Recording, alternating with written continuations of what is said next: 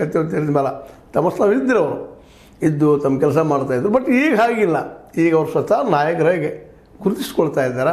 ಮತ್ತು ತನ್ನಲ್ಲಿ ಶಕ್ತಿ ಅದಪ್ಪ, ನಾ ಇಷ್ಟು ಮಾತಾಡಬಲ್ಲೆ, ಇಷ್ಟು ಹೇಳಬಲ್ಲೆ, ಇತಿಹಾಸವನ್ನು ಪುನರಪಿ ರಚಿಸಬಲ್ಲೆ ಅನ್ನೋದು ಇವತ್ತು ಅವ್ರಿಗೆ ಆತ್ಮವಿಶ್ವಾಸ ಹೆಚ್ಚು ಮಾಡಿಸ್ಲಿಕ್ಕತ್ತದ.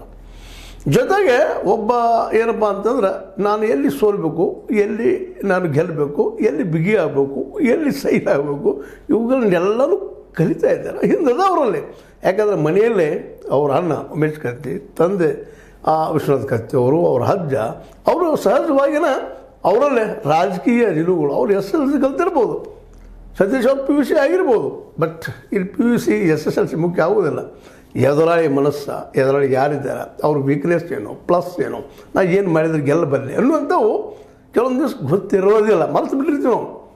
ಹೇಳ್ತೀವಲ್ಲ, ಕುರಿಗಳ ಮಧ್ಯದಲ್ಲಿದ್ದಂಥ ಹುಲಿ ಗೊತ್ತಿರೋದಿಲ್ಲ. ನಾನು ಕುರಿ ಅಂತ ಅದು ಹುಲ್ಲು ತಿಂತಾ ಇರ್ತದೆ. ಯಾವಾಗ ಈಗ ಗೊತ್ತಾಗ್ಯದ, ಈಗ ಅಧಿಕಾರಕ್ಕೆ ಗೊತ್ತಾಗ್ಯದ, ಇದು ಇಷ್ಟದಪ್ಪ ಅಂತ ತಿಳಿದ. ಹೀಗಾಗಿ ರಮೇಶ್ ಕತ್ತಿ ಅವರು ಇವತ್ತು ತಮ್ಮನ್ನು ತಾವು ಓಪನ್ ಆಗಿ ತೋರಿಸ್ಕೊಳ್ತಾ ಇದ್ದಾರೆ.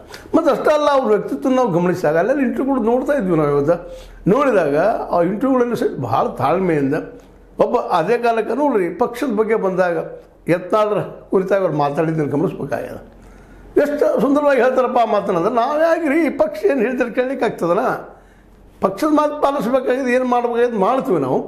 ಆದ್ರೆ ನಾವು ಕೌಟುಂಬಿಕ ವಿಷಯ ಬರಲಿ, ಮತ್ತೆ ವಿಷಯ ಬಂದಾಗ ಇಲ್ಲಿ ಪಕ್ಷ ಮುಖ್ಯ ಅಲ್ಲ. ಪಕ್ಷ ಹಿಡಿದಾಗ ಊಟ ಮಾಡಬೇಕು, ಪಕ್ಷ ಹಿಡಿದಾಗ ಮತ್ತೊಂದು ಮಾಡಬೇಕು ಅಂತಲ್ಲ.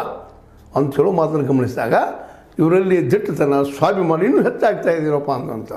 ಅದೇ ಕಾಲಕ್ಕೆ ನಮ್ಮ ಪ್ರಕಾಶ್ ಹುಕ್ಕೇರಿ ಕಾಂಗ್ರೆಸ್ಗರಪ್ಪ ಅವರು ನಮ್ಮ ಮನೆ ಜನ, ಅವರು ಮನೆ ಮನುಷ್ಯ ಅಂತ ಹೇಳುವಲ್ಲೇ ಇವನ್ನೆಲ್ಲ ಗಮನಿಸಿದಾಗ ಇವತ್ತು ರಮೇಶ್ ಕತ್ತಿ